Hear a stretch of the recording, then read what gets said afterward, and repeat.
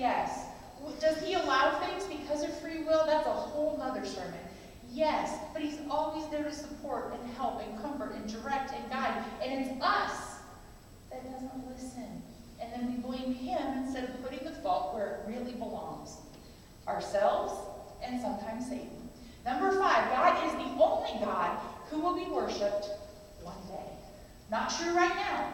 Right now, lots of things are being worshipped. Things and ideas and concepts and beliefs and politics and blah, blah, blah, blah, lots of things. But there's coming a day that everyone in the heavens, below the heavens, will bow down and say, God is God, and he must be worshipped. Let me show you, Zechariah 14:9. And the Lord will be king over all the earth. On that day there will be one Lord. His name alone will be worshipped. It is coming. It is going to happen. And also in Philippians 2:5-8, you must have the same attitude that Jesus Christ had. Though he was God, he did not think of equality with God as something to cling to. Instead, he gave up his divine privileges. He took the humble position of a slave and was born as a human being. When he appeared in human form, he humbled himself in obedience to God and died a criminal's death on the cross. That's the attitude we need to have. And someday, if we continue with that verse, it says, every knee will bow before Jesus. Number 6, God is divine, yet he gave up everything to die for us. He gave it all up for our behalf.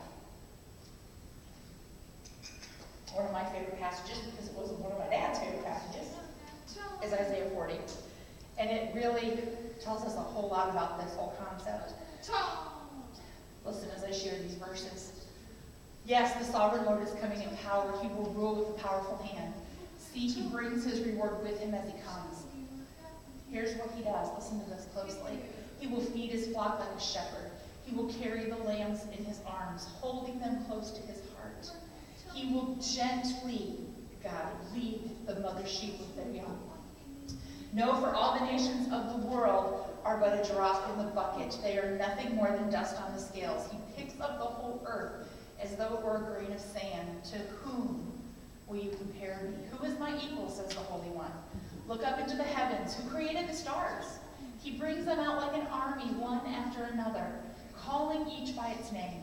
Because of his great power and incomparable strength, not a single one is missing. Number 7, God has no equal. He chooses to love us. He chooses to love us. You are loved. You are cherished. He wants to nurture you. Now, there are some interesting antics that we as humans have taken to try to define this whole Holy Spirit situation. I'm going to share just the 3 that I've heard the most common. Some people like to say that the Trinity is like water. Water can be just like the drinking water or vapor or ice. And it's 3 different forms of the same thing with different purposes. You're not going to use vapor for what you're going to use ice for. You're not going to use ice for what you're going to use water for. So that's one way to look at it. Another way is the egg, the shell, the yolk, and the white. So in order to have the egg, you have to have the shell. In order to eat the egg and get its full nutritional benefit, you really need the white and the yolk both. So there's 3 different forms to create one thing. I think this is my husband's favorite, if I remember correctly, because he likes pie. What about just a pie, cut in 3 pieces? All of it is part of the whole, but if you take the parts apart, you have 3 equal pieces. Well, those are all great illustrations to try to get the concept of the Trinity started. However, all of these define at least 3 different things that can exist from one single thing. God, Jesus Christ, the Holy Spirit are all one, interchanging. So you can look at those 3 illustrations and say, okay, that makes a little more sense. But what we have to remember is without Jesus, there is no God. Without the Holy Spirit, there is no Jesus. And on and on and on and on. They're all together. And God is God for whatever you need. God is the Creator, Father.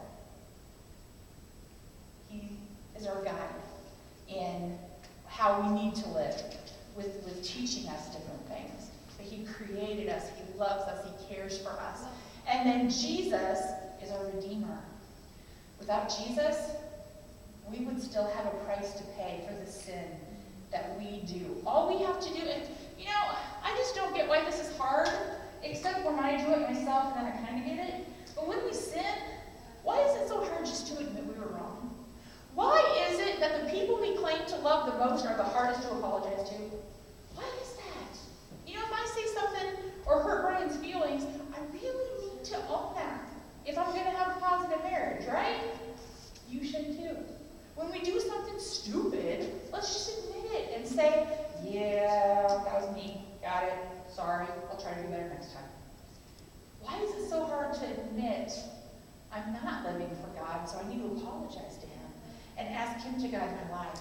And because Jesus died on the cross and is my Redeemer, he took the punishment that I deserve.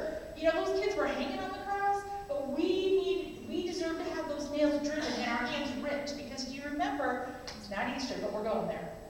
Crucifixion, the way that they did it is they would nail somewhere in here so that you had plenty of room to rip. Because as they're on the cross, you understand they can't breathe because they're up like this and your whole diaphragm is crushed. So the only way that they could breathe on those crosses was to pull up on those nails, open up the chest, take a couple breaths, and then fall back down and couldn't breathe until they pulled up again.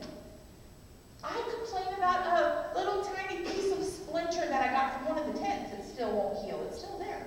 We whine about paper cuts. We whine about everything. And Jesus let huge nails go here and pulled up to rip so he could breathe his last few breaths for us. He was whipped. He was spit upon. That is disgusting. Thorns were shoved into his skull.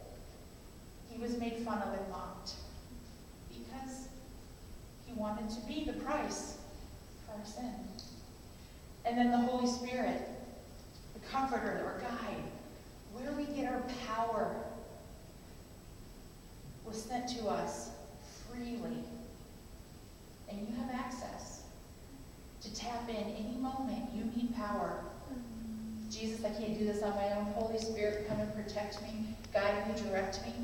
You got it. But you got to pay attention.